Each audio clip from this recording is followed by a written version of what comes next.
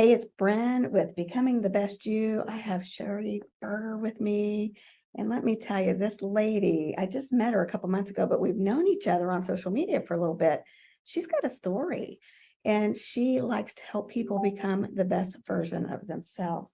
So, Sheri, tell us a little bit about how you were raised and your later life in marriage. And then that led you to write this book you have out and your coaching services. Oh, wow. That could be a lot, right? But long story short, I was raised in Wasilla, Alaska, believe it or not. So I grew up in Wasilla, Alaska, and didn't go to kindergarten. Oh, It was not mandatory back then. So we were remodeling a house and building a house. So then I went to first grade and I went to private school till fifth grade, and didn't learn how to read till about third grade. Oh, So they found I had some form of dyslexia, which was interesting. How you would make it through first and second grade without reading. That's right. And so, but I was really proud of myself in third grade because I learned how to read. And then from reading in third grade, later I went to public school in fifth grade. And so in fifth grade, I was reading at a third grade level. Right. And they put me in special resources. They didn't know what to do with me. And I'm a little kid trying to figure out life. I'm about 10. And well, that's how old I was in fifth grade. And then I didn't have any friends, had to struggle. It was a lot because they put me in special resources, didn't know what to do with me. So they would take me out and let me do book reports in front of my peers. Fifth grade with third graders. Yeah, that's embarrassing. That was very embarrassing. And then that was reinforced at home and just told that I really didn't expect much out of me because supposedly I had some kind of learning disability. So from there, you just grow up and think you're not that smart. You're not told smart. You're not that pretty. You're just told a lot of stuff from society. And then if it's being reinforced at home and just all those things that you can take in as a child. And then I haven't lived at home since I was 17 because my dad and my mom were not separated by choice, but when we moved from Atlanta and then when my dad moved back home, he kicked me out multiple times. Oh, and wow. So I moved out 2 days after I was 17, and I haven't lived at home. But you always thought you were ugly and you always thought you were not that smart. So what do you do when you're 17 and you don't live at home? Got married at 18 to an abusive alcoholic. Because you thought you had to. Exactly. And he owned me for, believe it or not, I was only married for about 3 years. But 17 to 20, I got married at 18 and I got divorced by the time I was 20. And I met a friend of mine when I was 18 and I was pregnant at 18. Right after I got married, I accidentally got pregnant because who would think of, right? 5 months later, I was pregnant and I had a baby by the time I was 20. And after 4 times of leaving my ex-husband, very abusive, alcoholic, he had to be drunk though to be abusive, right? So I would say that's okay. He didn't mean to, and yeah, and I can't get better. So then when I was about 20, I wanted to leave him. My mom says, well, what are you going to do? You're not that pretty. You're not that smart. I mean, what are you going to do? Your own mom. Yeah. And I don't believe she was talking to me, right? But back then I was only 20.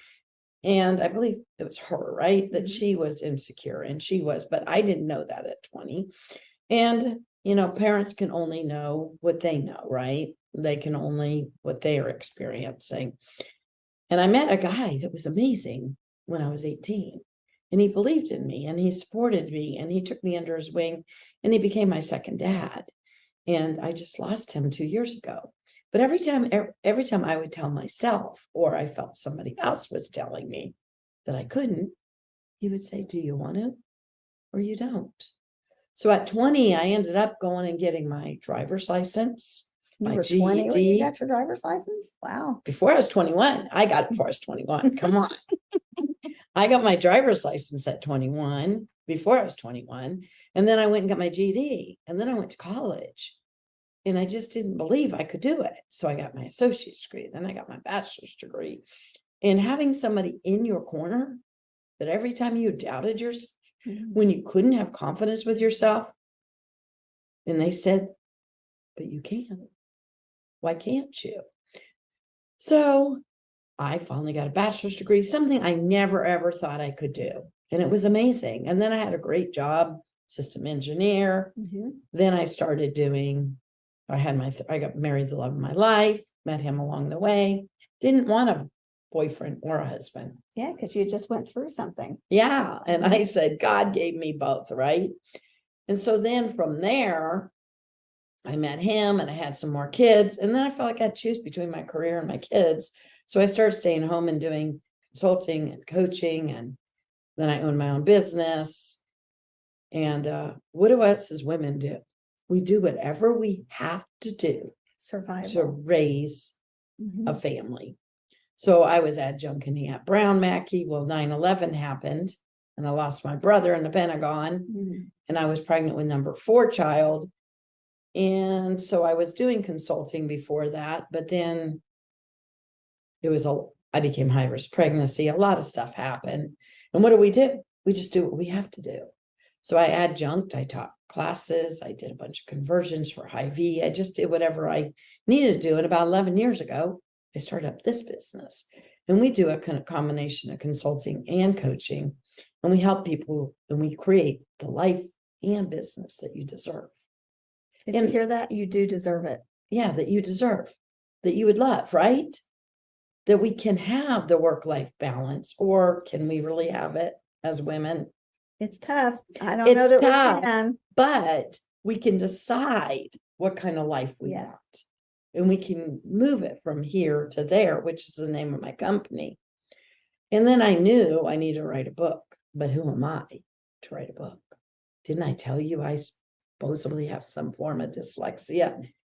I can't write a book. Who am I to write a book? So I always knew I needed to write a book, but who am I?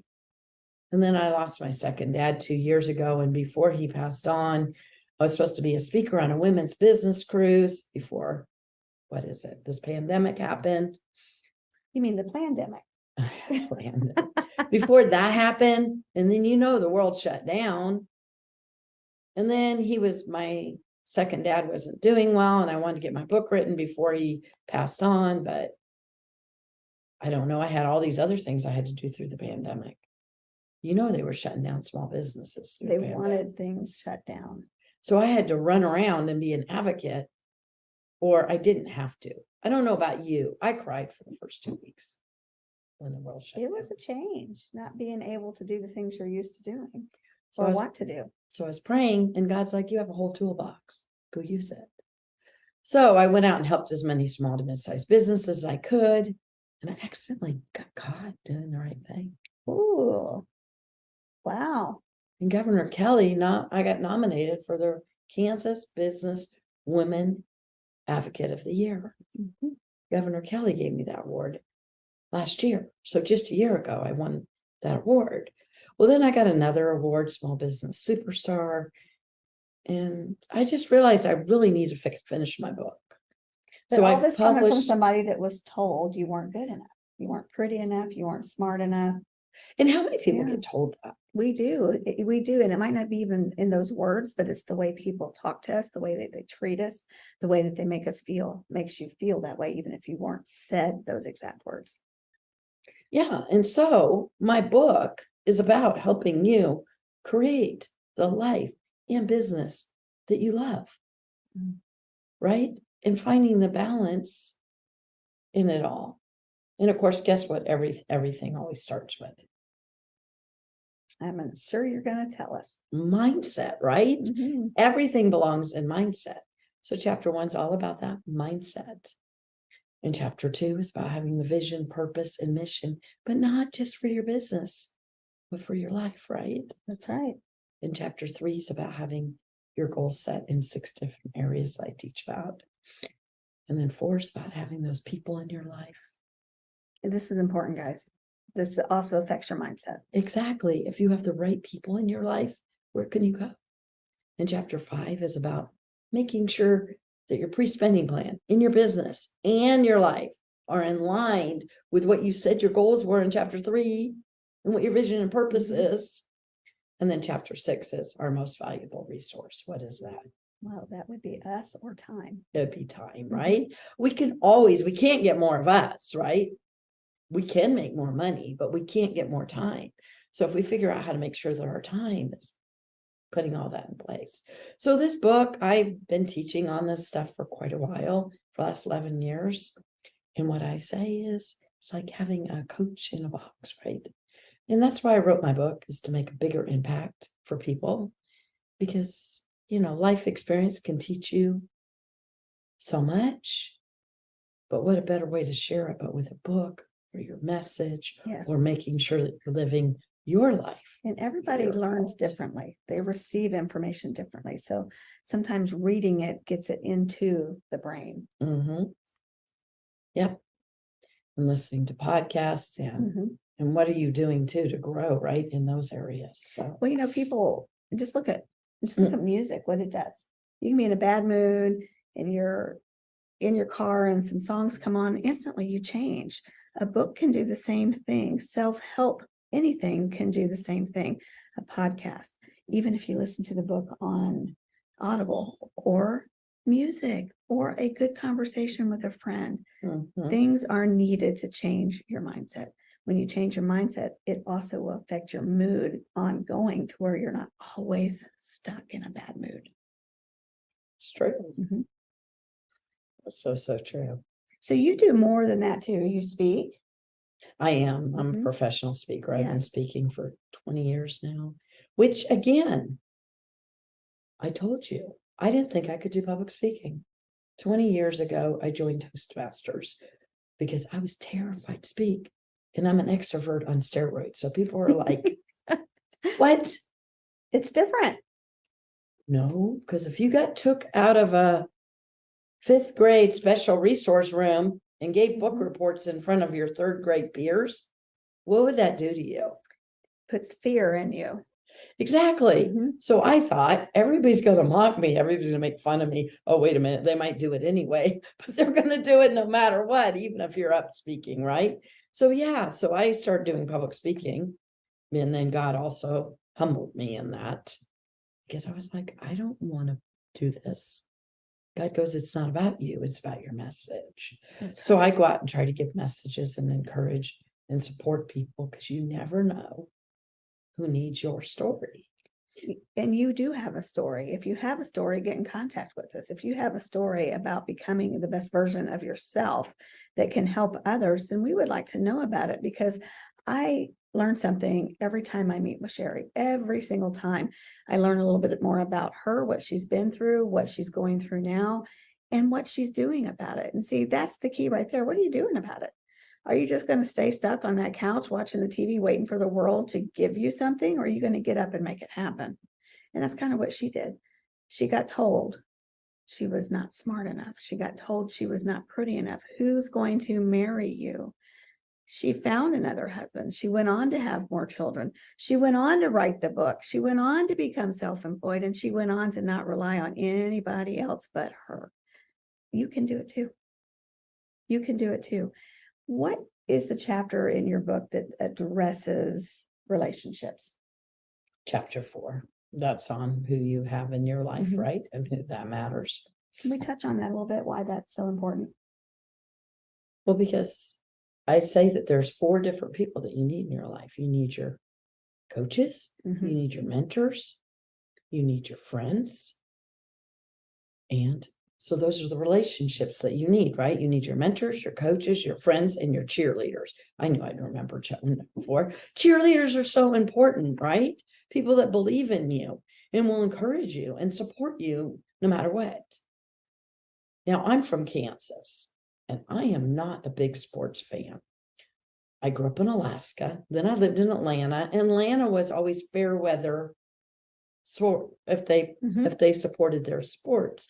If you've ever been to Kansas, I'm going to let you know, Chiefs and Royals can do anything, and their fans support them.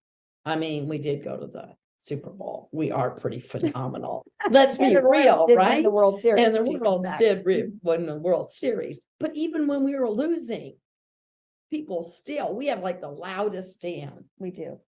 So do you very- have the loudest stand in your life? Do you have those cheerleaders? And they're not always your family. No, they're not. Yeah, I am not putting down anybody's family, but sometimes your family could be the main reason why you're stuck. Mhm. That can be, if you have toxic people, right? I talk about that too. And it could be your family or other people. And those friends, when I say friends, I mean, there's a difference between associates and acquaintances and your actual friends. You need those. And if you don't have coaches and mentors, that's one thing that Gerald, my second dad, at 20 years old, I have always had mentors and coaches. And some people go, you're a coach and you have coach. Yes. How can you be a coach if you don't believe in coaching and try to better yourself? You got to better yourself. And you got to have those mentors and those coaches that have been there. Can you explain the difference between a coach and a mentor? A mentor is somebody that is more experienced than you, right? That has been like when I went in as a programmer analyst in the 1990s when women were not in programming, the first thing I was told is go find a mentor in books, right? Where the books are. Now we can Google it. But to go find that person that's already done what you're trying to do. So mentors are those people that have done before you. I have Bible study friends of 32 years, and they're 20 years older than me, and they've done, right? They've raised kids, they've done. So they're great mentors for me. Coaches are those people that are going to challenge you and push you and help you come up with a plan of how to move you from here to there. They're going to help you with, like resources and, and your coach could be part of your mentor too, right? It could be the same. They can be the same. And I do a combination of both, but still to make sure you have mentors in different areas. I mean, personal trainer, right? If you want to lose weight, you need one of those, or you want to work out.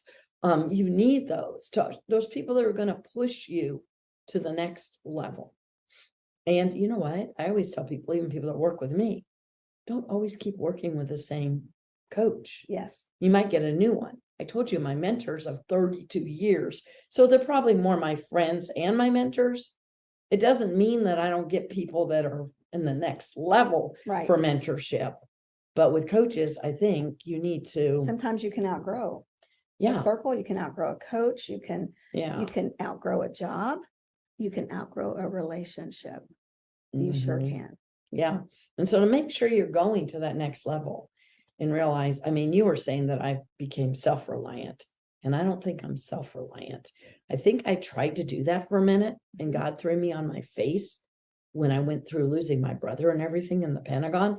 Not that I wasn't a Christian, but God started realizing, don't be so self-reliant, Sheri. I put other people in your house, in your life to support you, but I'm more God reliant, and God brings the right people in your life along your journey for a season, for a reason. He also removes them. Yeah, exactly. Well, nobody's, I hate to tell you, but nobody's gonna be here forever except for God.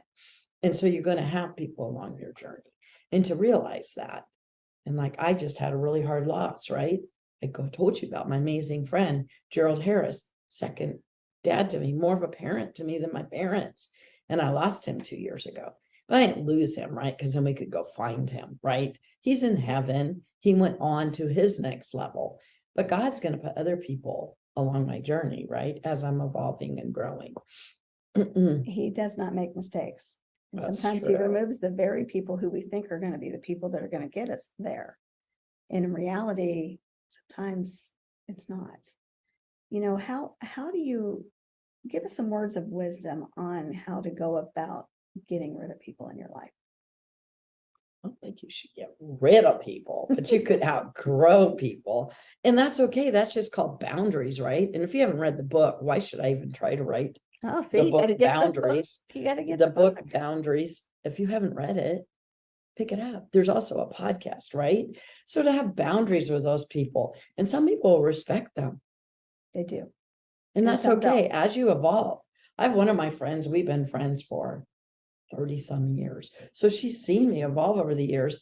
And she's like, wow, Sometimes I don't, and I will be honest, she's not a good person with boundaries, but she is because she loves me and respects me. So she's learned that, oh, Sheri has boundaries. And if I don't violate them, you're good. We're good. But when I do, then all of a sudden it hurts our relationship. Now, that individual I'm talking about, which you guys don't know, and I don't need to say, she doesn't understand that maybe in her own life, but she's still a good friend, right? So I haven't removed her so-called out of my life. I just have clear boundaries. Same with your family, same with your friends. But there are going to be those boundary violators, the people that just won't. And if you become like a broken record, and just maybe have spent less time with them, maybe you have to stop hanging out with them. But I always jokingly and not jokingly, don't go up to somebody and say, I am so done with being friends with you or have anything, right? You don't need to be that crude or mean. You just associate different. Just associate different with them or set up boundaries. And if they respect them, you guys can stay friends. You can move on in your relationship. Maybe it'll be different, but some people aren't going to respect them. That's true. And so you have to respect yourself enough just to say, I will be happy to do ABC, but I won't do 1, 2, 3, right? I'm just not, whatever that is, whatever your boundaries are. But I would start with that book, Boundaries. I think everybody should read that book. That is amazing and very good advice. So Sheri, how can they get in touch with you if they need to get in contact with a coach or a mentor, or even to get your book? Well, my book is on Amazon. And it's Here to There Revealed. And I have a website, here to there consulting.com. And then if you go out to Linktree, is it Linktree, Sheri Berger? Anyway, I'm all over social media. I'm on Facebook, Twitter, LinkedIn, and you can find all those on my website, here to there consulting.com. Well, thank you, Sheri. You have been very insightful. Pick up her book. I think you'll like what it's got to say, and I think you can use the information in it for yourself. So if you're stuck in a job, in a relationship, in an environment that's not healthy for you, this book's going to help you get through it and get out of it. That's what this book does. It is an amazing story of how she did it and how you can do it. And I'm not even sure it talks about her life in it, but because she did it, that advice is in the book. So it is about how she did it. So take the advice and get the book. Thanks for watching, guys. Stay tuned for incredible stories of just ordinary people doing extraordinary things. Thanks for watching.